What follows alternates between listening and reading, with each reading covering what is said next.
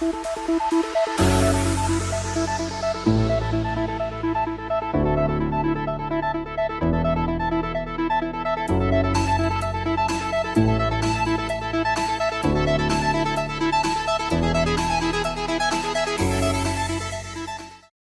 ¿qué tal? Muy buenos días a todos. Ya iniciamos lo que es la jornada de capacitación, que está conformada por 3 módulos. El día de hoy se darán 2. El primero es sobre la evolución del marco normativo en materia de gestión documental y administración de archivos en México y Ley General de Archivos, que será impartida por la maestra Miriam Martínez Mesa, responsable del archivo de concentración del INAI. Rápidamente voy a leer su semblanza curricular. Es maestra en archivística por la Universidad de Carlos III de Madrid, licenciada en bibliotecología con mención honorífica por la UNAM. Tiene un diploma de gestión de información por la transparencia y por la Fundación de Ciencias de Documentación. Asimismo, tiene una experiencia de 25 años en el sector público y privado. En el sector público tiene desde el 2017 trabajando para el INAI y donde desempeña el archivo de concentración.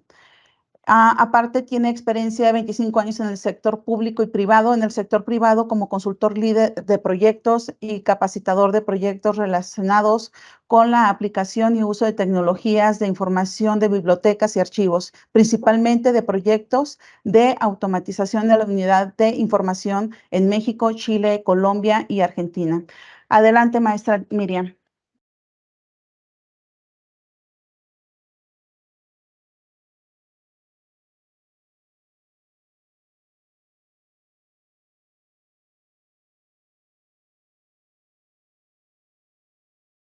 Muy buenos días a todos. Muy buenos días a todos. Me da mucho gusto compartir con ustedes esta sesión de capacitación. Un saludo afectuoso y cordial para todos los bajacalifornianos desde la Ciudad de México. Este día vamos a, como ya mencionaron previamente, vamos a tener como información sobre pues un tema muy relevante en nuestro cotidiano laboral como servidores públicos, que es el conocer los todas las disposiciones, obligaciones y principios que establece la Ley General de Archivos y cómo impactan todas estas obligaciones en el trabajo diario que realizamos al interior de las oficinas públicas. Vamos a empezar justamente con las obligaciones que establece la Ley General de Archivos en diferentes niveles y diferentes instancias, porque la ley pues toca diferentes aspectos y uno de los problemas no de los problemas, sino de los retos que plantea es justamente la implementación, cómo se van a ir justamente cumpliendo. Bien, bienvenidos todos, que nos sea de provecho la sesión y comenzamos.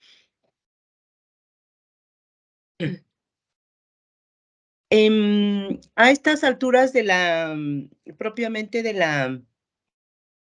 em, pues de haberse ya publicado la Ley General de Archivos, nosotros seguramente muchos de ustedes ya tienen algunas nociones de lo que entraña, de lo que impacta la Ley General de Archivos en nuestras actividades. En esta primera parte veremos justamente cuáles son esas obligaciones principales y después, de manera ya más práctica, veremos cómo podemos cumplir esas obligaciones y lo básico que necesitamos tener para poder justamente ir desarrollando los trabajos a efecto de dar cumplimiento a todas estas obligaciones. Permítame un momentito, no sé por qué no avanzo. Ahí está. Fíjense que hay en todo mundo, bueno, o recientemente ya con la en la entrada en la escena pública de la ley de archivos y obviamente de temas relacionados con la gestión de los documentos y archivos de los órganos garantes, de las instancias públicas del país, las instituciones de derecho público. Tenemos, por ejemplo, que los archivos, cada día es como más difundido la importancia que tienen los archivos, ¿sí? Anteriormente había una idea así como muy dirigida de que los archivos son de utilidad para construcción de memoria y de patrimonio documental, pues, de una nación, ¿no? Así, en términos generales se ha hablado de eso. Y obviamente, pero los archivos pues entrañan valores muy amplios, llaman estos valores de primera calado, ¿no? O sea, relevantes, no solamente para la construcción del patrimonio documental y la memoria de una región, de una institución, de una región, de una nación. Los archivos guardan en sus acervos, en sus fondos, información y conocimiento que puede ser generada por personas, por instituciones, y de alguna manera se va constituyendo como este gran fondo que va a permitir que ser como una fuente de información para generar conocimiento, ¿sí? Entonces, estos valores primordiales pues son como inherentes a los archivos y por supuesto al crear patrimonio memoria van creando por supuesto como este valor de identidad, ¿sí? Porque normalmente se guardan cosas sobre una cierta región, un cierto pueblo, una cierta persona y entonces eso va generando identidad también de las personas, regiones e instituciones. Todos estos valores eran los que se conocían y eran ampliamente difundidos, ¿sí? De los archivos. Recientemente, con el impulso que le ha dado a los archivos, las políticas de transparencia, el derecho de acceso a la información y otros movimientos sociales muy importantes como son el impulso al gobierno abierto, la democratización de las instituciones, y muchos otros movimientos sociales que están en la escena pública, hemos encontrado que los archivos no solamente tienen valores como para construcción de memoria, sino que los archivos, la buena gestión de los archivos, de los documentos de archivo y de las instituciones propiamente archivísticas, van a resultar en beneficios muy importantes y podríamos decir como prácticos, ¿sí? ¿Por qué? Porque bien gestionados los archivos, los documentos de archivos pueden generar beneficios de mejorar la productividad de las instituciones, la eficacia, eficiencia del desarrollo de sus procesos, aportan seguridad porque en tanto se van generando evidencias de la actuación pública y por supuesto bien gestionados se ahorran costos. ¿Por qué? Porque unos documentos de archivo mal gestionados generan costos y en muchos casos pérdidas, ¿no? Acuérdense si yo tengo acumulado 20 años de producción documental, o sea, de documentos producidos en el ejercicio de las funciones públicas, pues seguramente necesitaré un almacén súper grande, para poder resguardarlos, custodiarlos. Y luego, si yo los proveo de las medidas de seguridad que requieren los archivos, pues eso va aumentando los costos. Pero la acumulación no significa buena gestión, ¿sí? Entonces, yo puedo estar desperdiciando recursos al buscar en una masa que no está organizada, en una masa documental que no está organizada. Entonces, eso va generando costos. Entonces, la buena gestión impacta todos estos rubros y nosotros nos sentimos, bueno, personalmente los que operamos, nos sentimos como más cercanos a estos valores, a que podemos conseguir estos valores, ¿sí? Por supuesto, la buena gestión de los archivos en sus primeras etapas en las oficinas públicas van a redundar justamente la construcción de la memoria. Siempre debemos pensar que cuando trabajamos en las oficinas, cuando trabajamos los documentos, que eso lo hacemos de manera cotidiana, que probablemente estemos generando un documento que pudiera convertirse en patrimonio documental, y de ahí la importancia de gestionarlo adecuadamente, ¿sí? Bien, entonces, los archivos, pues, son, como dice el profesor Ramón Alberch, una constelación de valores, pero por supuesto para que realmente sean efectivos estos valores, hay que gestionarlos pues, de manera adecuada. Hay un tema con em,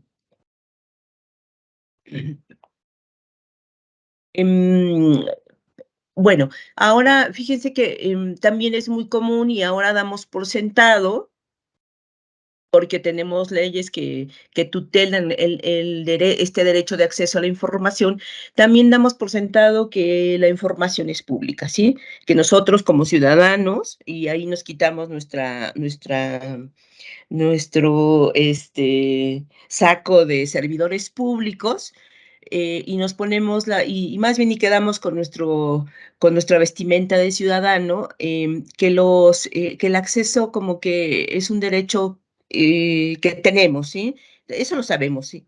Pero hay que pensar que este derecho se ha ido ganando de manera paulatina, ¿sí? Y que el derecho a los documentos públicos, pues no siempre ha estado disponible para la ciudadanía. Ujú. De hecho, siempre ha habido una pugna entre la accesibilidad a los documentos y su secretismo, ¿sí? En muchos casos el secretismo ganaba. ¿Por qué? Porque los documentos a lo largo del desarrollo de la historia, de la evolución histórica, por ejemplo, de los archivos, ha habido más periodos de secretismo y de control de la información que momentos o periodos de accesibilidad, ¿sí? Entonces, siempre ha habido yo digo, esta como pelea entre aquellos que no quieren que la información producida se divulgue y, por supuesto, por otro lado están todos los derechos y leyes de acceso que impulsan el acceso a la información que generan los entes públicos. Aquí traigo un video que quiero que vean como muestra de lo que he mencionado recientemente. Lo voy a reproducir, nada más déjenme.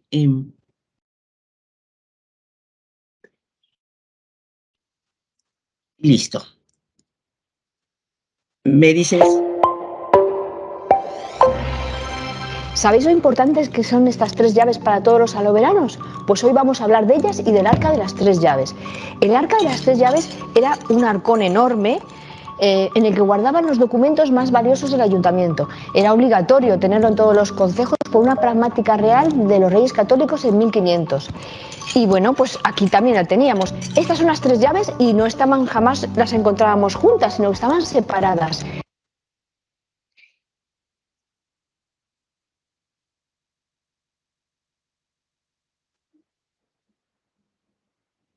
Parece que tuve aquí un problemita, permitan.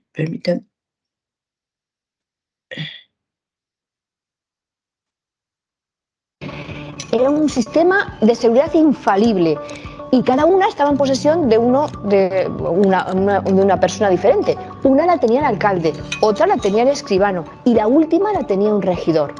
Y solamente en ocasiones muy solemnes se tenían que reunir las tres personas con sus tres llaves para poder abrir el arca y sacar los documentos valiosos del Ayuntamiento de Alovera. La última vez que tenemos constancia de la existencia del arca es en la Guerra de la Independencia. Imaginaros, estaban los franceses a las puertas de Alovera, el general de Messier, y uno de los regidores, que estaba muy avispado, cogió el arca y se la llevó a su casa para proteger los documentos que contenía. Por desgracia, sabemos que no pudo volver al ayuntamiento porque estaba en muy malas condiciones, tenía carcoma, estaba medio rota.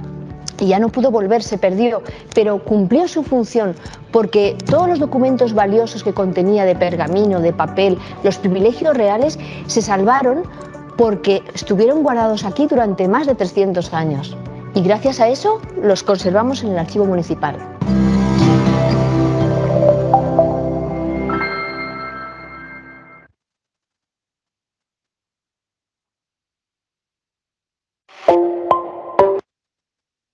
Bien, como este video nos muestra a las famosas arcas de las tres llaves medievales, donde se guardaban los documentos más importantes que constituían, por ejemplo, pues, los documentos que se consideraban más importantes, pero es un ejemplo como del deseo de mantener, bajo condiciones de seguridad y de confidencialidad la documentación que daba evidencia de algo, ¿sí?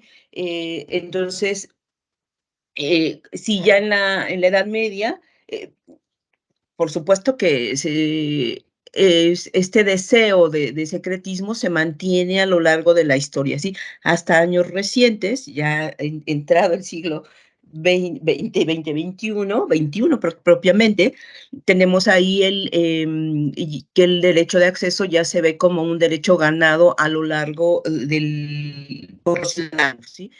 Pero ha habido como un avanzar paulatino, ¿sí? Que comienza desde 1789 con la Declaración Universal de los Derechos del Hombre, donde se reconoce a la libertad de opinión y de expresión como un derecho inherente al ser humano.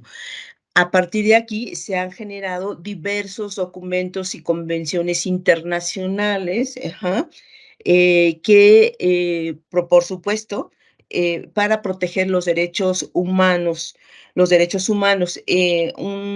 muy relevante es la Declaración Universal de los Derechos Humanos, que se emite en 1954, justamente posterior a la Segunda Guerra Mundial, donde había habido pues una franca violación de derechos humanos, y estos documentos lo que tratan es de pues establecer los principios de respeto a todos los derechos humanos y de alguna manera documentos posteriores también que los países, las naciones, los estados se sumen a convenciones o pactos con el propósito de respetarlos.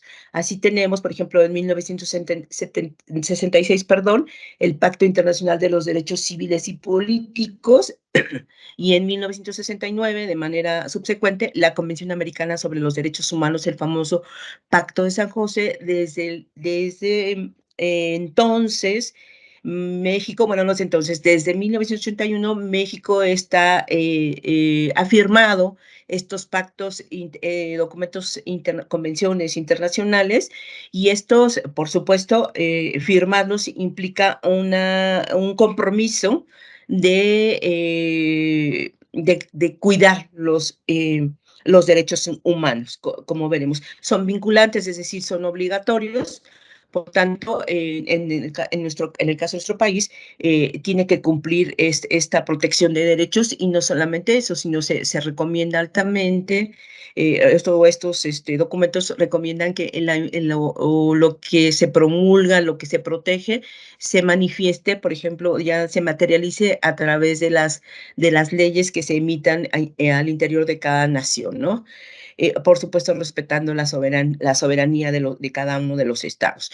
Si nosotros leyéramos estos documentos, sacaríamos como resumen algo muy importante. Obviamente aquí nos estamos concentrando en el derecho a la libertad de pensamiento y expresión. Hay muchos derechos más que promulgan y los que se promulga el respeto, pero básicamente nos concentremos en esto. Dice: la libertad de comunicación y pensamiento, de opinión, es uno de los derechos más valiosos del hombre. Básicamente, que nadie puede ser molestado a causa de sus opiniones, y que todos nosotros, toda persona tiene derecho a la libertad de expresión, ¿sí? De pensamiento y expresión. Este derecho de libertad de expresión comprende la libertad de buscar y recibir y difundir informaciones e ideas de toda índole, y por todos los medios, ¿sí? Pero este derecho también entraña deberes y responsabilidades, ¿sí? Es decir, puede estar sujeto a restricciones con el fin de asegurar el respeto a los derechos o a la reputación de los demás y la protección de la seguridad nacional, el orden público, la salud o la moral públicas. Por supuesto, este derecho debería ser como concretado, ya les decía, en las normas nacionales. Ahí está el artículo 19 de la Declaración Universal de los Derechos Humanos, justamente donde se establece de qué va la libertad de opinión y expresión, ¿no? Y lo condensa de una manera clara que dice que no todo mundo tiene el derecho a la libertad de opinión y expresión, y que este derecho incluye la investigar, recibir informaciones y opiniones y el de difundirlas, ¿sí? Así de manera general, sin límite, por cualquier medio y sin limitación de fronteras. Por supuesto, el derecho a la libertad de pensamiento y libertad de expresión se va transformando, y por ahí los teóricos, sobre todo los que están bajo la información de las convenciones o de los organismos internacionales, de estos establecen que la libertad de expresión tiene dos vertientes o dos dimensiones.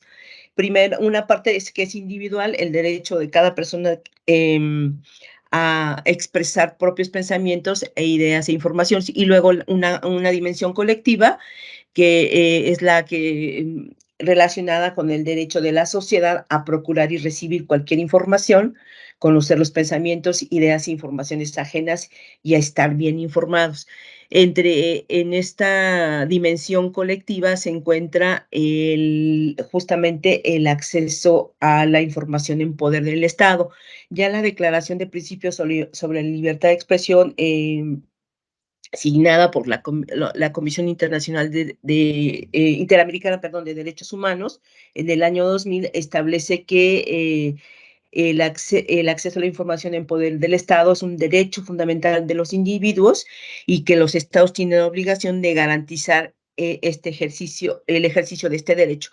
Como ven, todos estos documentos internacionales de principios y recomendaciones se van encaminando justamente a la integración del derecho y a materializarse dentro de nuestra Constitución, ¿no?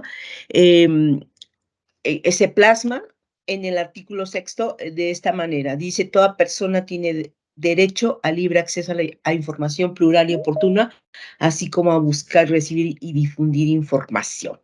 Entonces, una vez que se plasma en nuestro artículo 6 constitucional, por supuesto que a partir de ahí se va a replicar en las diversas leyes que se han ido generando a partir de las grandes reformas a la Constitución Política de los Estados Unidos Mexicanos. Aquí hay una línea de tiempo. Ya desde 1977 aparece en el 6 constitucional el tema del derecho, que el derecho a información será garantizado por el Estado. No dice cómo, simplemente está ahí ese mandato. Pero hay reformas muy importantes, entre ellas las de 2007 y finalmente la de 2014, donde ya se hace por supuesto, una reforma como más detallada y ya con implicaciones mucho más fuertes para todos los entes públicos, que en ese momento justamente se meten en un catálogo, lo que después ya conoceremos como el catálogo de los sujetos obligados a transparentar la información que producen en el ejercicio de sus funciones, ¿sí? Básicamente, las reformas de 2007 traen estos dos principios: toda la información en posesión de cualquier autoridad, Ajá, es pública y solo podrá ser reservada temporalmente por razones de interés público. El principio de máxima publicidad como para la interpretación del derecho y la protección de los datos personales, ¿sí? Y luego, en materia de archivos que trae, pues bueno, ya se hace mención de que los sujetos obligados deben preservar documentos en archivos administrativos actualizados y publicar por medios electrónicos la información completa sobre sus indicadores de gestión, ajá, y el ejercicio de sus recursos. Es en 2007. En 2014 pues, se amplía el catálogo, se consolida el sistema nacional y aquí se adiciona esta parte de la obligación por parte de los sujetos obligados de documentar todo acto que derive de las facultades, competencias y funciones, ajá, además de mantener los archivos actualizados. ¿Y por qué es importante conocer esto? Bueno, porque de alguna manera le da sentido a lo que estamos haciendo y nos adentra en el conocimiento del respaldo legal y constitucional que tenemos para el ejercicio de las actividades cotidianas de gestión de documentos que realizamos en el interior de nuestras oficinas.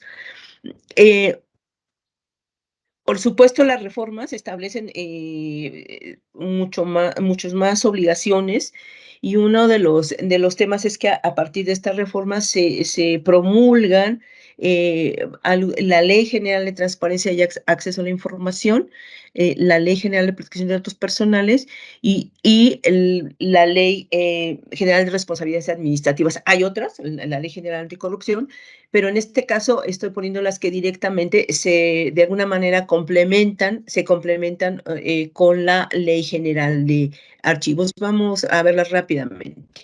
Hay como algunas concurrencias entre estas leyes, que si pudiéramos resumirlas, estarían de la siguiente manera.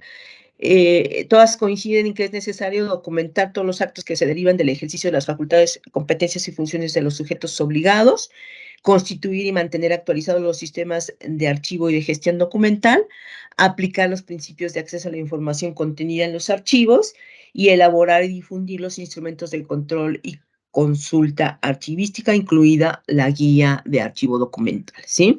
Hay pues una concurrencia y una complementariedad entre estas leyes y la Ley General de Archivos. Esto de documentar y gestionar, por supuesto, está establecido ya en la Ley General de Transparencia, traído desde la Constitución. Documentar, todos los sujetos obligados, estamos obligados a documentar todo acto que derive del ejercicio de las facultades, competencias y funciones. Y hay como una obligación también establecida, que es la de constituir y mantener actualizados los sistemas de archivo y de gestión documental. Por supuesto, esto se replica, se retoma en la Ley General de Archivos y agregándole un componente. Dice, no solamente deberán documentar, sino que deberán producir, registrar y conservar los documentos de archivos. Y aquí ya nos habla no solamente de documentar, sino de organizar esas evidencias, ¿sí? Y se otorga pues a los sujetos obligados también la responsabilidad de organizar, conservar sus archivos, de la operación del sistema institucional también previsto en la Ley General y del cumplimiento de la ley, ni más ni menos, ¿no? Hay una parte también importante que dice garantizar que no se sustraigan, dañen o eliminen documentos de archivo y la información documental. Ya veremos más adelante cómo se va ampliando esta obligación, ¿sí? Y luego dice, las áreas productoras de la documentación deberán prever los impactos institucionales en caso de no documentar. Fíjense que tenemos, aunque la ley dice los sujetos obligados, nosotros, obviamente, la gestión documental, el tratamiento de los documentos, si bien es responsabilidad de las instituciones, también tiene responsabilidades individuales por cada servidor público. ¿Por qué? Porque todos cumplimos una función y al cumplirla, normalmente cuando trabajamos para cumplir esa opinión, estamos generando documentos, ¿sí? Entonces, todos nos metemos en esa obligación, todos somos servidores públicos obligados, en tanto realizamos toda función al interior de nuestro organismo público, ¿sí? Sin importar el nivel de cargo o a qué se dedican, ¿no? La función de nuestra institución. Bien, luego, ¿cuáles son los impactos de no no documentar adecuadamente? Les iba a hacer la pregunta, pero pues ya tengo aquí cuáles podrían ser estos impactos, ¿no? Básicamente, el incumplimiento al mandato constitucional y legal de no documentar, más bien de documentar, la atención deficiente de solicitudes de información, el incumplimiento de las obligaciones de transparencia, el desorden, rezago en procesos y pérdida de información. Y por supuesto, la más importante, la cancelación de derechos, ¿sí? Cuando no se documenta adecuadamente, estamos de alguna manera impidiendo, bloqueando el derecho que tiene la ciudadanía a conocer los documentos que son resultado de la gestión pública, ¿sí? Nosotros tenemos derecho a conocer qué hace el Estado, las instituciones del Estado, con con los recursos, ¿no? Con los recursos públicos. Entonces, estamos cancelando derechos. Esa parte es muy importante. Tómenla en cuenta cuando trabajan, los documentos en el interior de sus oficinas.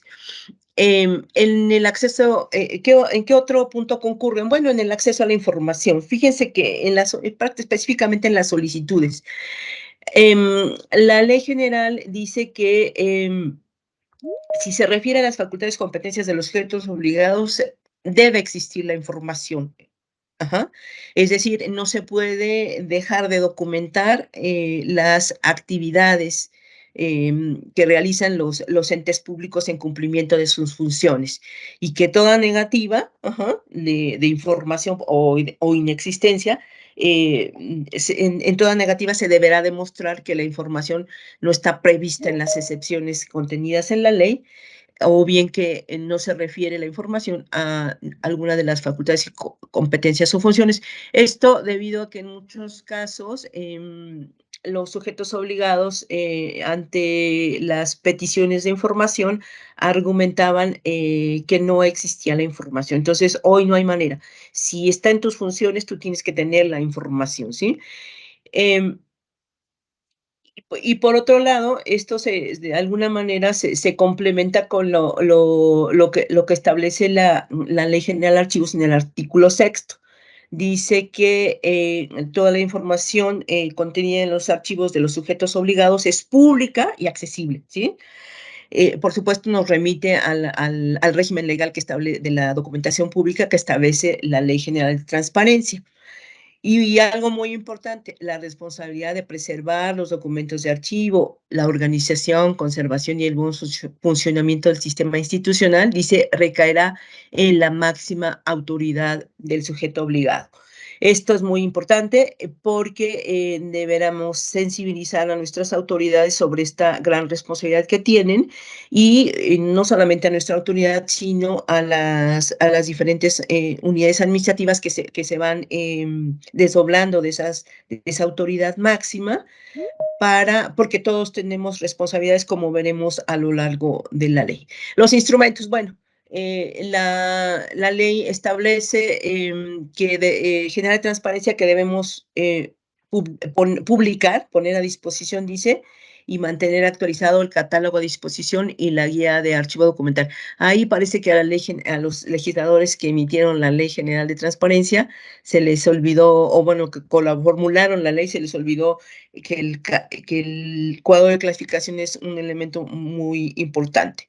Pero esto ya de alguna manera se corrige en la Ley General de Archivos, donde dice que hay que elaborar, todos debemos elaborar el cuadro, el catálogo y los inventarios documentales.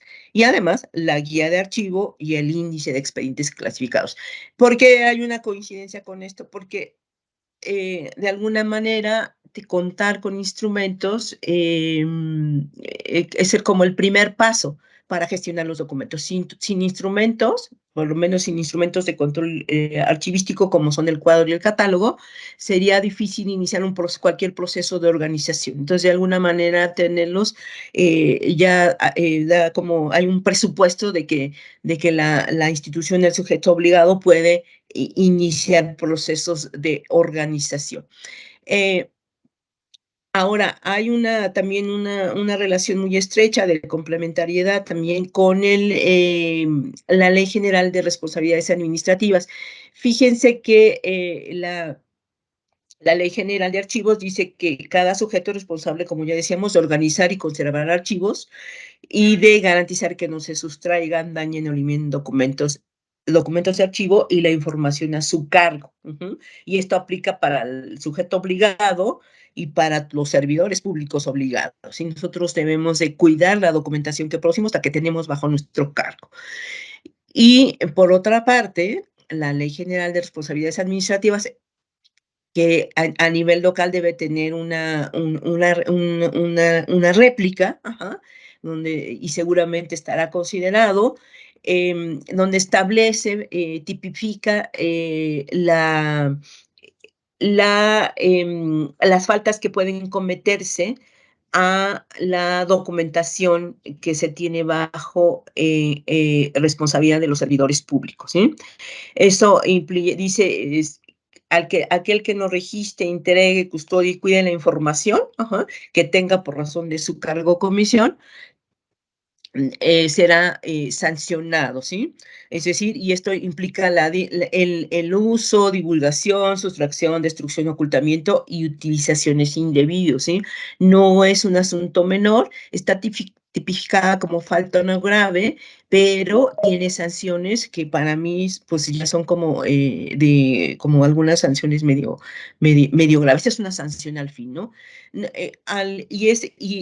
Propiamente van dirigidas a los servidores públicos que incurren en estas o transgredan las obligaciones de cuidar, registrar, integrar, custodiar y cuidar la documentación e información a su cargo. Bien, la Ley General de Archivos, pues como ustedes saben, se promulgó en 2018, entró en vigor en 2019, así que a estas alturas pues ya la conocemos o la deberíamos de conocer. Y si no, pues ahí va un recordatorio. Básicamente establece las bases generales para la organización y conservación de los archivos en posesión de los sujetos obligados. Aquí la palabra clave dice preservar todos estos procesos homogéneos, es decir, debe realizarse conforme a criterios que se establezcan, con criterios establecidos básicamente los que determine el Consejo Nacional de Archivos, que ya lo veremos más adelante, que es parte de sus funciones, es decir, no está dejando el arbitrio de los sujetos obligados la posibilidad de organizar a su modo. ¿Por qué? Porque ha habido, si bien algunas iniciativas de organización, pues han sido conforme a criterios que pueden no ser malos, pero no son estos criterios que establece la ley, ¿sí? Que deberán salir del seno del Consejo Nacional de Archivos.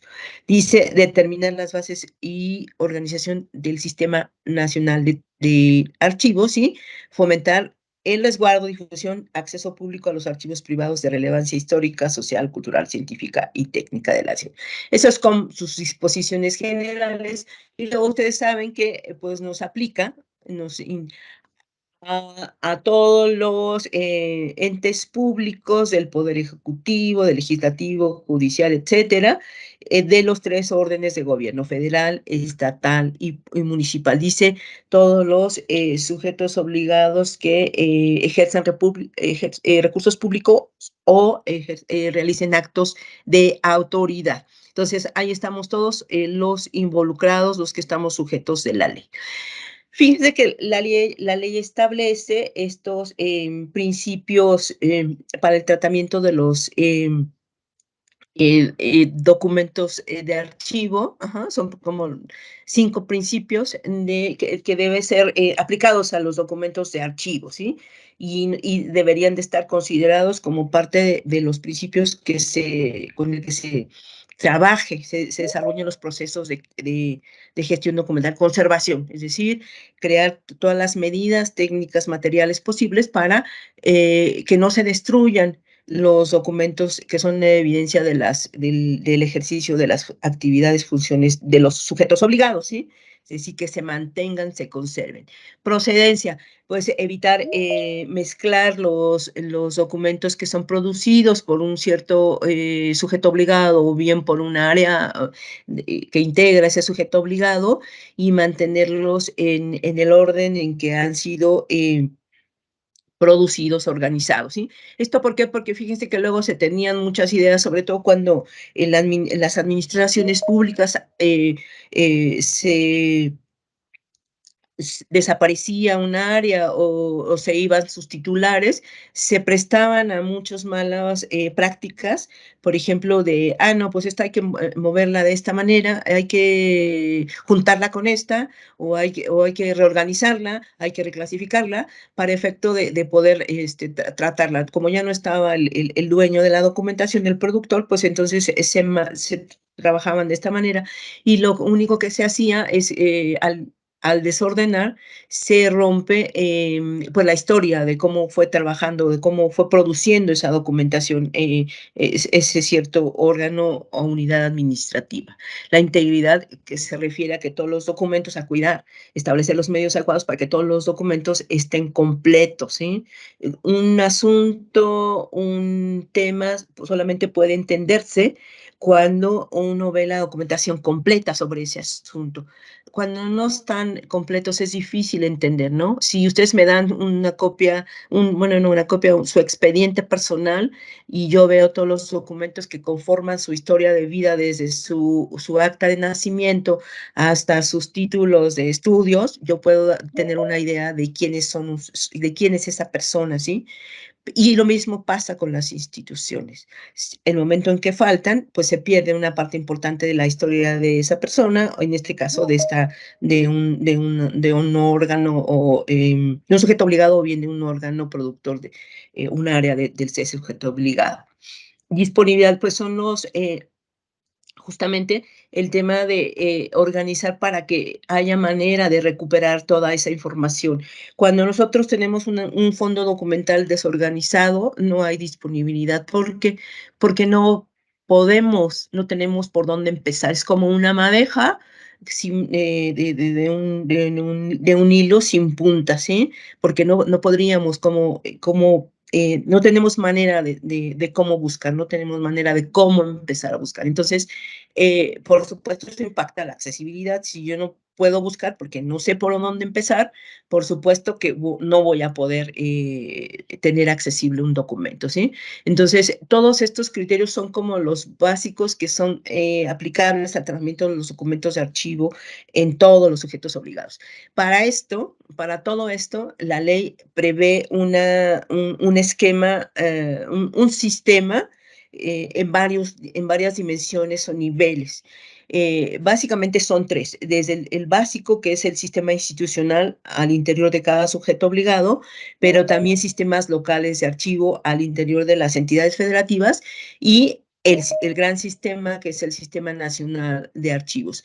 En estos casos prevé sus órganos de coordinación, el área coordinador de archivos en el caso del sistema, el Consejo Estatal en el caso de los sistemas locales, y el Consejo Nacional de Archivos en el caso del sistema institucional.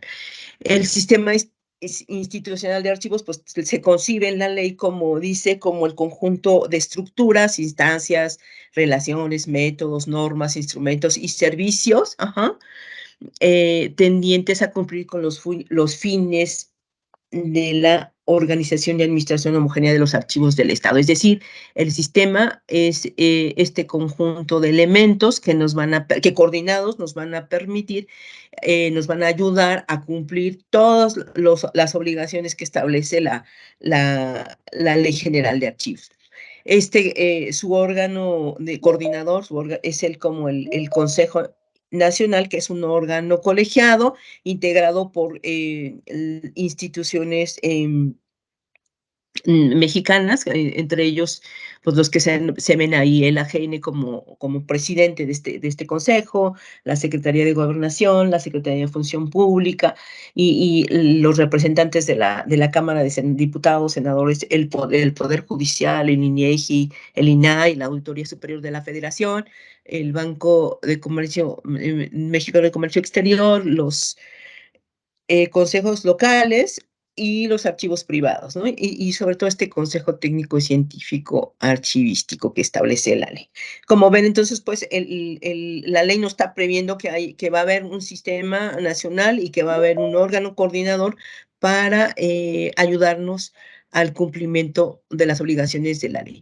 Si me preguntan a qué funciones tiene este consejo, pues básicamente dice, es un órgano colegiado que va a aprobar y difundir la normativa de gestión documental y administración y archivos, emitir recomendaciones para la aplicación de la ley y aprobar la Política Nacional de Gestión Documental y Administración de Archivos. Claro, tiene otras funciones de difusión, de emitir recomendaciones ya básicamente, por ejemplo, dice normativas sobre la organización de expedientes judiciales, pero sus funciones más importantes son estas: aprobar la Política Nacional de Gestión Documental y aprobar y difundir normativa de gestión documental y administración de archivos. Ahí hay varias normativas que nos hace falta para poder dar cumplimiento adecuado a todas las obligaciones que establece la ley. Bien, luego las obligaciones ya casi estoy segura que ya las conoces, ¿sí?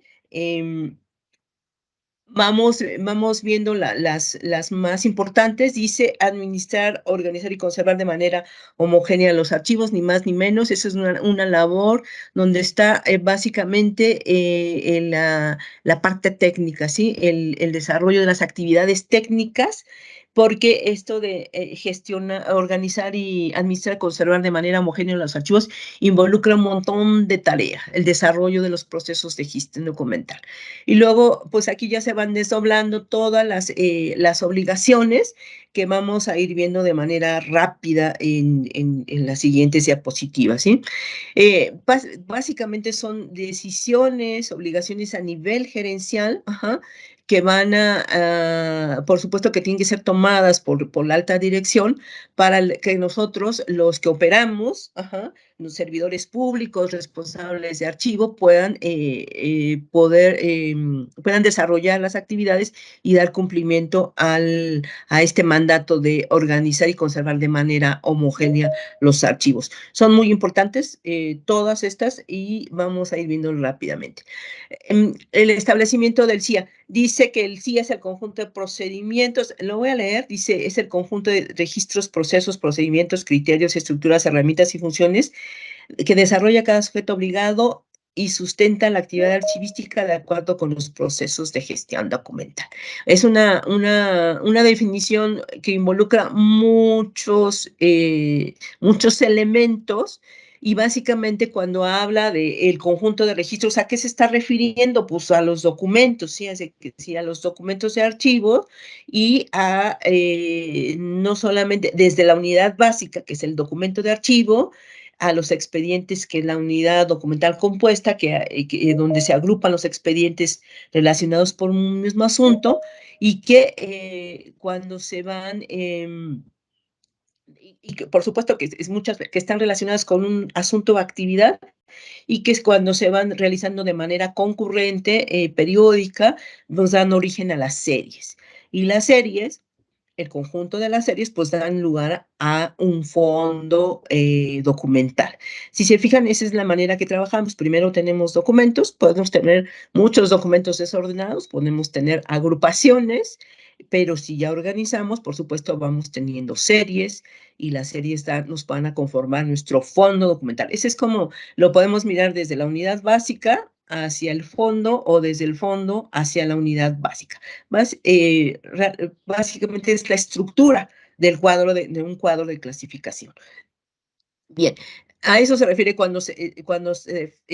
la ley, cuando la definición, cuando se refiere a registros. Dice, luego los criterios y procedimientos, pues son todos los documentos normativos, de ellos, reglamentos, normas técnicas, políticas, que en algún momento se tienen que desarrollar, porque la ley pues es general, ustedes tienen su ley local, y bueno, estas dos leyes tendrán que ser como bajadas al contexto institucional y realizar lineamientos o manuales de procedimientos donde ya establezcamos cómo vamos a dar cumplimiento a todas esas obligaciones que establece la ley. Es muy importante que se vayan desarrollando porque si no, porque estos documentos son importantes para dar guía a los servidores públicos en general de cómo deben desarrollar estos procesos a los que están obligados. Cuando habla de las estructuras, pues se refiere a los archivos, ¿sí? Básicamente a las estructuras, a la oficina de correspondencia, al archivo de trámite, al archivo de concentración, al archivo histórico.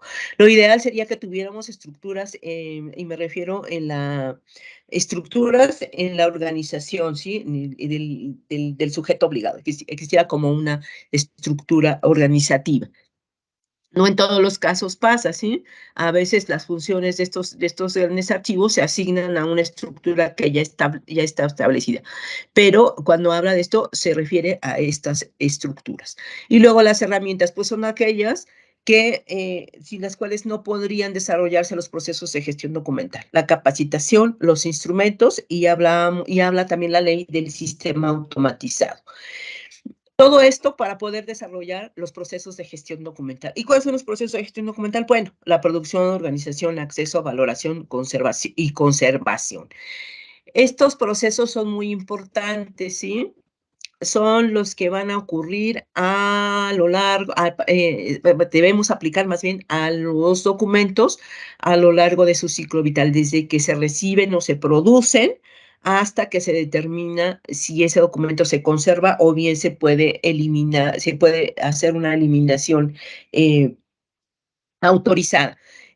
Estos procesos ténganlos en cuenta porque los diferentes archivos, ya sea trámite, concentración históricos, van desarrollando una parte o desarrollan partes de estos procedimientos o de forma completa. Entonces, estos son los procesos que van a correr a lo largo de los archivos de trámite, el archivo de concentración y el archivo histórico. Aquí están como la integración de estos del sistema institucional que denomina, que se establece en el artículo 21, coordinados por el área coordinadora de archivos y asesorados en materia de valoración documental por el grupo interdisciplinar. En estas alturas, ustedes ya deberíamos de tener por lo menos la mayor parte de lo que denomina en la ley, estas instancias, ¿sí? Y si no, pues vayan anotando cuáles son cuáles son las obligaciones que nos falta por cumplir para ver en qué paso vamos, ¿sí? Básicamente, la ley establece también las funciones. Ya les decía que estas funciones están en relación con los diferentes procesos y actividades de gestión documental. ¿Cuáles serían las funciones del área coordinadora de archivos? Básicamente son funciones de coordinación, ¿sí?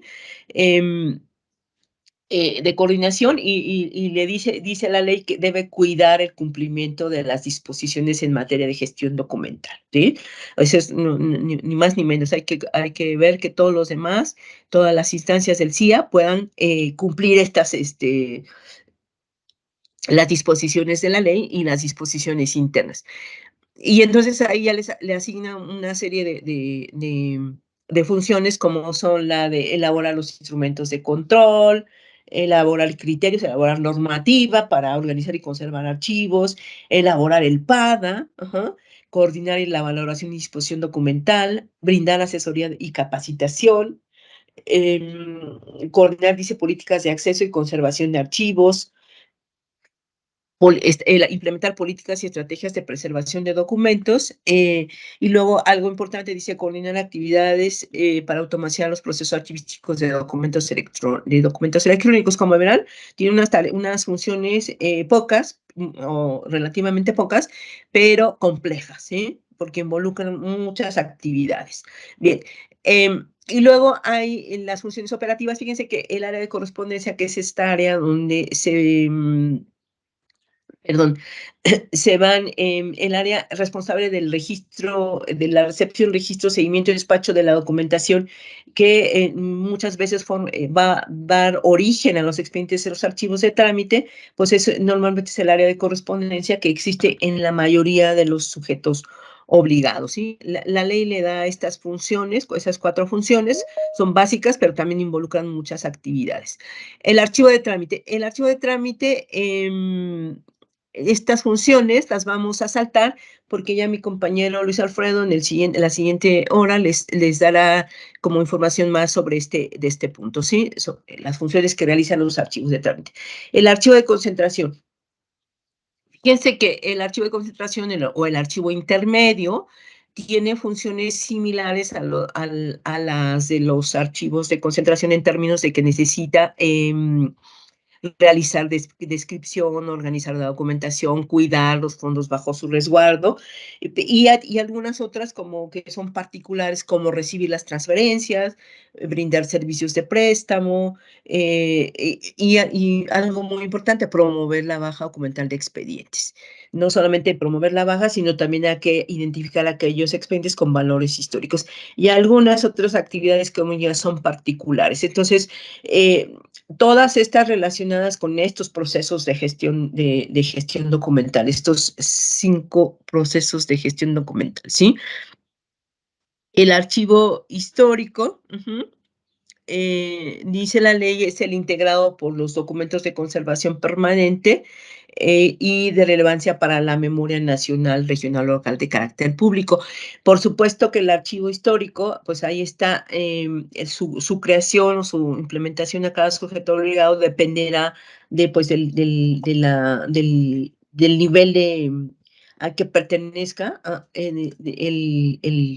el sujeto obligado, porque en muchos casos tienen que tocar base en los archivos generales, ¿no? De las entidades federativas para, por ejemplo, realizar transferencias secundarias. Pero básicamente las funciones del archivo histórico son recibir esas transferencias secundarias, organizar los expedientes, difundir el patrimonio documental, establecer los procedimientos de consulta. Acuérdense que en este caso ya es un servicio público, colaborar con la elaboración de instrumentos, implementar políticas y estrategias de preservación de documentos y aplicar mecanismos y herramientas tecnológicas para para mantener a disposición los expedientes. Esto de las tecnologías, si bien está como atribuida aquí al archivo histórico, creo que es aplicable a todas las instancias del sistema institucional. No podemos permanecer ajenos el uso de las herramientas, los beneficios del uso de las herramientas tecnológicas para la gestión de los documentos. Bien, hasta ahí el tema de las instancias operativas, y tenemos a este grupo de valoración documental que es como el que va a apoyar en el proceso de valoración documental, de este proceso de gestión llamado valoración documental. También es un grupo, colegiado, pues, formado, integrado por las instancias que se señalan, jurídica, planeación, la propia coordinación de archivos, las tecnologías, las unidades de tecnologías de información, la unidad de transparencia, los órganos de control interno y por supuesto las áreas productoras. Estas son áreas o bien aquellas áreas similares, homólogas, que realicen funciones de estas grandes unidades administrativas, ¿sí? Por supuesto, se requiere que se emitan las reglas de operación, es decir, cómo va a funcionar ese comité, qué funciones va a tener, qué va a hacer, cuáles son sus atribuciones para efectos de que al momento de instrumentarlo pueda servir justamente de apoyo a los procesos de valoración documental. Básicamente este grupo tiene funciones muy particulares ya decía yo, de valoración documental, como es ayudar a las áreas a la formulación de las series documentales, ya sea analizando los procesos y procedimientos institucionales de los cuales se deriva la documentación que se genera en las instituciones públicas. cómo nos ayuda, una de las cuestiones problemáticas es que las unidades administrativas no les cuesta trabajo formular sus series documentales, porque en muchos casos no conocen los procesos, no conocen sus actividades y luego no conocen los procedimientos o procesos que rigen esas actividades. Y entonces, una parte es que este grupo puede apoyar y, por supuesto, los miembros de ese grupo de valoración documental tienen que ser capacitados, y es que en materia de archivos, para poder hacer esta asesoría, ¿sí? En tanto está en su carácter de asesor, puede, pues, decir, formular opiniones sobre, por ejemplo, la disposición documental, es decir, sobre el destino final que podría tener la documentación que se genera al interior de un sujeto obligado. Y básicamente el grupo interdisciplinario tiene mucho que ver con la elaboración de las fichas de valoración documental, que es justamente el documento técnico donde se plasma todas estas decisiones respecto de las series. Y como ustedes saben, esa ficha técnica luego da lugar o sirve para la formulación del cuadro del catálogo de disposición documental, famoso CADIO, ¿sí? Entonces, esa es como la función. En este grupo de valoración documental, la ley establece en el artículo 51 el papel de la coordinación de archivos. Le otorga como funciones para ser como secretario técnico, es decir, primero propiciar y la creación y formulación del libro. A estas alturas, su coordinación de archivos, su titular ya debe haber realizado acciones para formalizar ese grupo de gestión documental y luego, pues, hacer todas estas labores de instrumentales o de operación para convocar a reuniones de trabajo, moderar, llevar el registro de los acuerdos y por supuesto cumplirlos, y establecer el plan de trabajo para la elaboración de las fichas técnicas para actualizar o integrar el catálogo de disposición documental. Fíjense que en tanto todas estas actividades son complejas, todas las actividades archivísticas son complejas y los procesos de gestión documental se desdoblan en actividades. La ley prevé que todas estas, para poder cumplirlas adecuadamente y tener un control y seguimiento, deben de integrarse en un programa anual. Ajá. Y es obligatorio para todos los sujetos de tener este programa anual, ¿sí? O sea, si tenemos CIA, debemos tener un programa anual. Y luego este programa anual no solamente debe ser elaborado, sino que debe tener visto bueno por parte del titular del sujeto obligado o quien esté designe, ¿sí? En tanto, ese contenido de ese programa es parte de las obligaciones o involucra, va a tener actividades para el cumplimiento de las funciones, pues dice, hazlo público, públicalo en tu portal, y bueno, establece las fechas para publicarlo. Es decir, tenemos 30 días, una vez iniciado en el ejercicio corriente, para publicarlo. No solamente eso, tanto este programa debe ser evaluado y entonces debe presentarse el informe del cumplimiento del PADA del ejercicio anterior. En tanto, estas son obligaciones de transparencia, o más bien de la ley, ya deberíamos a estas alturas, por ejemplo, tener publicado nuestro PADA de 2023 y haber publicado nuestro informe del PADA de 2022. Estas acciones están previstas, y luego no solamente, sino que la ley dice, ¿saben qué? Cuando tú formules tu plan, tu PADA, perdón, tu programa, tienes que considerar manejarlo como un programa, es decir, integrar elementos de planeación, programación y evaluación de las actividades, ¿sí? En este caso, de desarrollo de los archivos y gestión de los documentos. En tanto, un programa, pues, está sometido a evaluación y auditoría. Y debes considerar, cuando lo formules, dice enfoques de administración de riesgos, de protección de derechos, apertura proactiva de la información, y qué va a contener. Pues define tus prioridades, cómo vas a cumplir.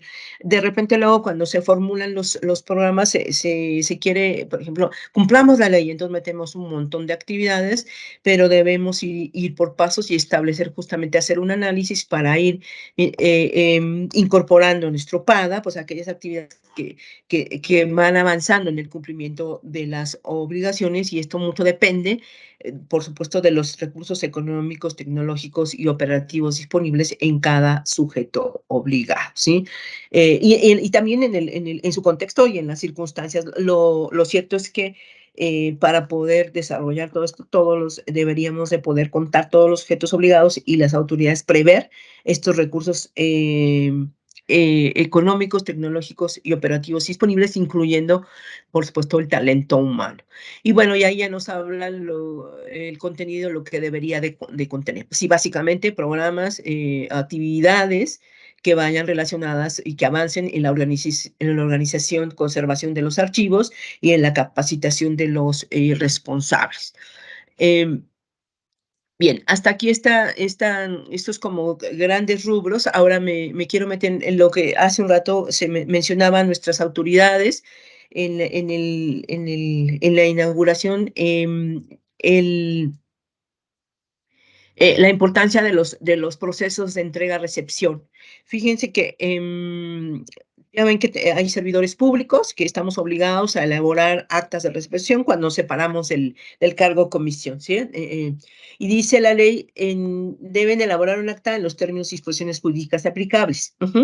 ¿Cuáles esas son disposiciones jurídicas aplicables? Pues normalmente la Ley General de Responsabilidades Administrativas o la local en su caso, o aquella que sea supletoria de esta, ¿sí? Y la ley en el artículo 17 dice que deben entregar los archivos que se encuentran bajo su custodia. Ajá. Es decir, hay que entregar la documentación física o electrónica que se tenga en el momento de la separación en el archivo, en los archivos. Y luego dice, los instrumentos, hay que entregar también los instrumentos archivísticos actualizados, es decir, aquellos que están vigentes en el momento de la entrega-recepción, y luego también los inventarios, es decir, los inventarios de la documentación física que se entrega, y también yo agregaría aquellos inventarios, por ejemplo, de transferencia que ya, de documentos que obran que se han transferido al archivo de concentración. Toda esta información es muy importante, porque si normalmente cuando se van los servidores públicos, nadie sabe, nadie supo. Hay que andar buscando qué hizo, qué hicieron, si transfirieron o no transfirieron, cuándo, cuánto, de qué series. Es decir, hay una serie de problemáticas asociadas a esto. Entonces, esta parte es muy importante, sobre todo cuando se trata, por ejemplo, de los titulares de las unidades administrativas, pero también de los servidores públicos que operamos. Entonces, eso hay que tomarlo en consideración. Luego, en el artículo 18 habla la ley o prevé el destino de los archivos cuando o en caso de que se fusione, extinga o cambie de descripción del sujeto obligado un área o unidad administrativa. Y esto es aplicable a las instituciones al ámbito federal. Dice que todos los documentos de archivo y los instrumentos de control de estas áreas, unidades administrativas que estén en este supuesto, deben ser trasladados a los archivos que correspondan. En muchos casos, cuando se extingue o pasa esto, cuando se extingue sobre todo, se envían al archivo de concentración. Ajá, en caso de que estén todavía, obviamente los que están en trámite se envían al archivo de concentración, como un caso excepcional, para que toda la información de esa área pues pase a este archivo. En otros casos, cuando se cinden funciones y se dividen en diferentes áreas, luego a veces la información se puede transferir a los archivos de esas unidades administrativas, pero ahí depende, pues, por supuesto, del análisis que se haga por aquel que sea responsable de esta fusión, ¿sí? Que normalmente tiene que ser normalizada. Y luego dice que Bueno, aquí hay una prohibición, dice: en ningún caso la unidad receptora podrá modificar los instrumentos de control y consulta archivístico, porque luego es muy común que pretendan cambiarles para poder, pues, deshacerse de los archivos. Es decir, sí, ya que se vayan, o ya que ya les toca, ya cumplieron plazos para deshacerse de manera, no por los cauces formales de la documentación, ¿sí? O de manera como irregular. Cuando se liquidan o extinguen alguna entidad de la Administración Pública Federal, dice la ley que es obligación del liquidador remitir copia del inventario documental del fondo que se resguardará al Archivo General de la Nación. Esos son como los dos grandes como obligaciones que establece la ley cuando se presentan estas situaciones, que por cierto son bastante comunes, sobre todo pues los procesos de entrega-recepción de los servidores públicos. La profesionalización y capacitación del personal de archivos es una herramienta, ¿sí? O sea, ningún sistema institucional de archivo va a funcionar si los que lo operamos no conocemos el tema, ¿sí? Es decir, no conocemos no solamente la ley, sino conocemos la teoría y las prácticas archivísticas, y conocemos el uso de las herramientas que nos van de apoyo a la gestión documental. Es decir, todos los implicados necesitamos tener capacitación para poder operar los archivos, para poder funcionar correctamente. Acuérdense que los procesos de gestión documental son transversales, al igual que la transparencia. Toca a todas las unidades administrativas y a todos los servidores públicos. La ley prevé muchos artículos relacionados con la capacitación. Primero, y los asigna en niveles. Primero, dice, en responsabilidades, dice: responsabilidades de los titulares de la unidad administrativa, obligación de establecer condiciones para capacitar a los responsables de archivos, ¿sí? En el 30, 31, 32. Y luego va subiendo de nivel. Responsabilidad del sujeto obligado a promover la capacitación de los responsables de las áreas de archivo. Ahí hasta dice: pueden celebrar acuerdos, convenios para recibir servicios de capacitación. Y luego también le asigna al Sistema Nacional, que ya es la instancia mayor, una función de coordinación con el Sistema Nacional de Transparencia y el Sistema Anticorrupción para fomentar, dice, la capacitación del personal relacionado con los archivos. Este curso es parte de esa coordinación entre el Sistema Nacional de Transparencia y el Sistema Nacional de Archivos para efecto propiamente del Archivo General de la Nación, en este caso, para poder realizar capacitación a los sujetos obligados y sus servidores públicos. Bien, hasta ahí estamos terminando. Fíjense que hay otro tema muy importante que se establece en la ley, que es el acceso a los documentos históricos. Y la ley define a los documentos históricos como aquellos que poseen valores evidenciales, testimoniales informativos y son relevantes para la sociedad, que van a conformar la memoria colectiva del país, y dice, y son fundamentales para el conocimiento de la historia nacional, regional o local. A veces es difícil identificar los documentos históricos. No sabemos qué documentos se van a convertir en documentos históricos. Hay algunos que nacen tan relevantes que ya sabemos que van a ser documentos históricos, pero no todos, ¿sí? Entonces, pues son estos requisitos: que posean valores evidenciales, testimoniales e informativos, y que pudieran contener información que sean relevantes para la construcción de la memoria colectiva del país, ¿sí? O bien que sean importantes para la historia, dice, local, regional o nacional. Un aspecto muy importante es que los documentos contenidos en los archivos históricos son fuentes de acceso público. Es decir, están disponibles para la ciudadanía en general y requieren, por supuesto, la instrumentación de un servicio público. Una vez que están ya en el archivo histórico, es decir, cuando ya han cumplido su vigencia documental y fueron transferidos al archivo histórico, los documentos no pueden ser clasificados como reservados o confidenciales, ¿sí? Esto porque en algún momento se clasificaron como confidenciales o reservados los documentos que habían, que ya estaban en el archivo histórico. Entonces, tengamos en cuenta esto, por favor, cuando en nuestros respectivos casos.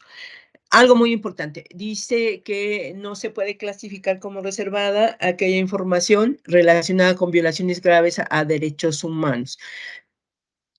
Caso, por supuesto que no sabemos en qué momento una información va o qué información está relacionada con violaciones graves a derechos humanos, pero sí por el contenido de los documentos o de las funciones que realiza nuestra área o nuestro propio sujeto obligado, vamos dándonos cuenta que alguna información puede ser importante. Casos, por ejemplo, piensen, por ejemplo, en los fondos de las policías, ¿no? De las policías en sus diferentes niveles, ¿sí? De las instituciones de seguridad, de las instituciones de salud, es decir, hay muchas instituciones que sabemos que pudieran contener información que se podría convertir en información para reclamo de derechos, de derechos humanos. Bien. Hay algunas unas previsiones también de la ley en el caso de documentos históricos que están en el archivo de concentración. Fíjense que hay documentos y uno tiene que, como responsables de los archivos, que tienen valores históricos, es decir, que tienen estos valores documentales que ya hemos relacionado, testimoniales, informativos, o bien históricos, que pudieran, que pueden tener estos tres supuestos, o sea, tienen estos valores, es decir, van a ser de conservación permanente, pero también tienen datos personales sensibles. Ahí están los datos que son considerados datos sensibles y que aún están en el archivo de concentración. En este caso, la ley prevé una restricción. Primero, una restricción del acceso dice, por un plazo de 70 años, es decir, por el mismo plazo en el que deben permanecer en el archivo de concentración desde la fecha de su creación. ¿Esto por qué? Porque una vez que pasan al archivo histórico, estos datos no pueden ser mantenidos, clasificados. Por tanto, es necesario analizarlos para identificarlos y desde el archivo de concentración establecer este plazo de conservación y restricción de acceso. Esto es muy importante porque de otra manera, si no se hace, pudiéramos como entrar ahí en un supuesto por ejemplo, de divulgación de datos personales sensibles que, como ustedes saben, está penado, tenemos obligación de conservar conforme a la ley de protección de datos personales en posesión de los sujetos obligados. Y bueno, pero hay excepciones a la ley. Fíjense que dice que, ¿y esto por qué? Porque pues muchas veces estos documentos que tienen datos sensibles, que están en archivo de concentración y que van a ser documentos históricos, pero pues, aún están en archivo de concentración, pueden ser necesarios para el reclamo de derechos.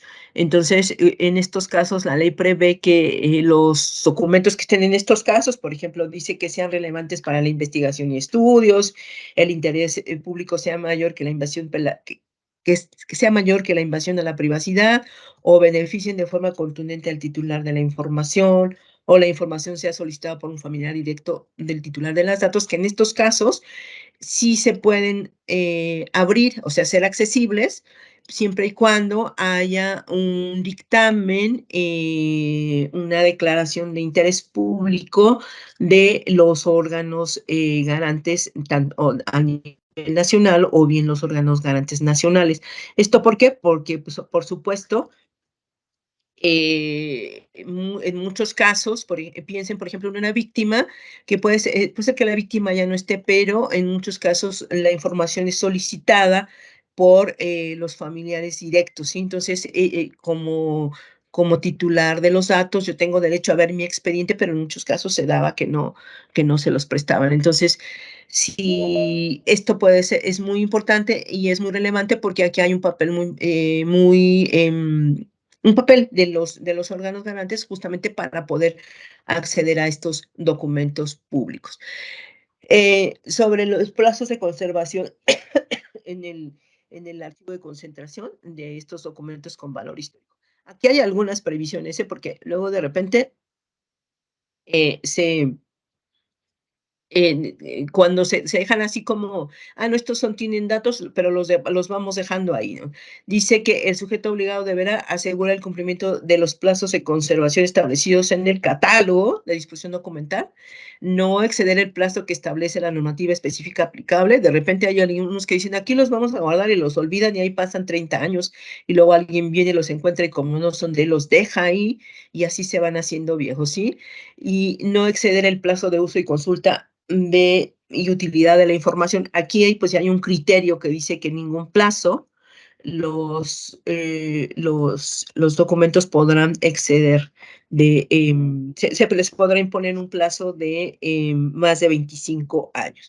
Estos son como, así en términos generales, las obligaciones que establece la ley para estos supuestos documentos con valor histórico que aún permanecen en el archivo de concentración. Y ya para finalizar, voy a tocar esta parte muy importante, que están muy relacionadas con lo que ya mencionábamos al principio, lo previsto en la Ley General de Responsabilidades Administrativas, las infracciones. Fíjense que la ley prevé estas infracciones en las que podemos incurrir cuando gestionamos los documentos de archivo. Es una infracción, dice, transferir a título oneroso o gratuito la propiedad o posesión de los archivos o documentos de los sujetos obligados. Actuar con dolo o negligencia, es decir, no hacer, es también una infracción administrativa, lo que ya hablábamos, omitir la entrega de documentos en un proceso de separación de empleo, de cargo, comisión. Sí, eso puede suponer una falta administrativa. Dice, impedir, obstaculizar la consulta de los documentos de archivo sin causa justificada. Bueno, y aquí ya nos metemos en temas: usar, sustraer, divulgar, ocultar, alterar, mutilar, destruir o inutilizar de manera parcial o totalmente y sin causa en los documentos de archivo, ¿sí? Esto muy común por ejemplo, en una mala práctica de aquellos servidores públicos que al terminar su gestión sustraen la documentación o bien la destruyen, ¿sí? Porque piensan que es de ellos. No, esa es una infracción administrativa y, por supuesto, están previstas las sanciones. Y luego aquí hay otra, no publicar el catálogo, los dictámenes los dictámenes y actas de baja documental, y básicamente son de las actividades que realizamos todos los días, pero no tomamos en cuenta que ser negligentes, por ejemplo, sí nos puede llevar a una falta administrativa, ¿sí? Sancionable. ¿Quién la va a sancionar? Bueno, pues la ley prevé también que dice que serán sancionadas las faltas, las infracciones administrativas, en términos de la ley aplicable en materia de responsabilidades administrativas de los servidores públicos. Y esta ley dice que los órganos internos de control o sus homólogos impondrán las sanciones administrativas siguientes.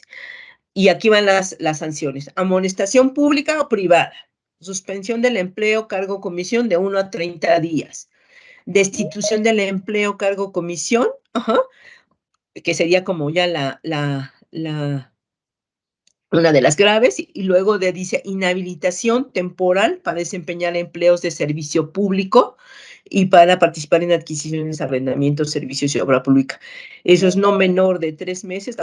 La inhabilitación puede ser desde 3 meses hasta 1 año. Si se fijan, entonces ahí están como previstas las sanciones. Esto con independencia de otras leyes aplicables, ¿sí? Entonces, y que pueden ir como ya faltas como ya civiles o incluso penales. Hay un tema muy importante. La ley establece en el artículo 9 que todos los documentos los documentos públicos tienen un doble carácter. Por un lado, son bienes nacionales en la categoría de bienes muebles conforme a la Ley General de Bienes, y por otro lado, son monumentos históricos como en la categoría de bienes patrimoniales documentales. Esto conforme a la Ley sobre monumentos y zonas arqueológicas, artísticas e históricos, ¿sí? Bien, estas leyes son supletorias también de la Ley General de Archivos y dice, entonces, ¿y esto a qué viene a colación? Bueno, este doble carácter de los archivos, porque los documentos que son considerados bienes patrimoniales, pues están establecidas algunos delitos contra estos documentos en estas categorías. Dice que el que sustraiga, altere, oculte, mutile, destruya, inutilice total o parcialmente estos documentos, podrá ser sometido a sanciones, ¿sí? Y aquí están como los delitos. Transfiera la propiedad o posesión, transporte, reproduzca sin el permiso correspondiente un documento considerado patrimonio documental de la nación. Traslade fuera del territorio nacional documentos considerados patrimonio documental de la nación sin autorización del Archivo General. Destruya documentos considerados patrimonio documental de la nación. Mantenga injustificadamente fuera del territorio documentos considerados patrimonio documental de la nación. Entonces, mucho cuidado con esto. Fíjense que hay tráfico de documentos patrimoniales, de bienes patrimoniales documentales. Hay mercado para la compra de estos documentos. Como ustedes saben, hay de repente se oyen que hay que en tal museo, en tal lugar se encuentran documentos de las naciones. Entonces, eso ha sido pues justamente porque alguien transfirió la propiedad o posesión de un documento considerado bien patrimonial, ¿sí? A lo mejor lo regaló, a lo mejor lo vendió, ¿no? Bueno, ya están los delitos previstos en este artículo 121. Y por supuesto, las sanciones, ¿no? que están establecidas. Y la ley establece, en el 121, pena de 3 años a 10 de prisión y multa de 3,000 a 5,000 veces la unidad de medida y actualización, la famosa UMA, que actualmente tiene un valor diario de 103.74 pesos. Y ustedes si hacen un cálculo rápido, pues verán el tamaño de la multa por incurrir en estos delitos, ¿no? En el caso de destrucción, dice, de documentos relacionados con documentos relacionados con violaciones a derechos humanos, que ya estén en el archivo. Por supuesto, hay pena de 3 a 10 años de prisión y multa de 3,000 veces la UMA hasta el valor del daño causado. Se fijan, entonces ya son previsiones en la multa, esto con independencia ya les decía, de la aplicación de otras normas de carácter civil y penal. Entonces, mucho cuidado con esto, sobre todo aquellos archivos que tienen ya documentos de estas tipificados en estas condiciones. Bien, con esto estoy completando esta primera sesión. Mi compañero Luis Alfredo ya verá, retomará después del descanso, que por favor me dicen cuánto tenemos de descanso o nos seguimos. No, maestra Miriam, muchas gracias por su participación. En esta jornada vamos a dar 5 minutos, por favor, de receso para que se incorpore el próximo capacitador. Gracias. Muchas gracias.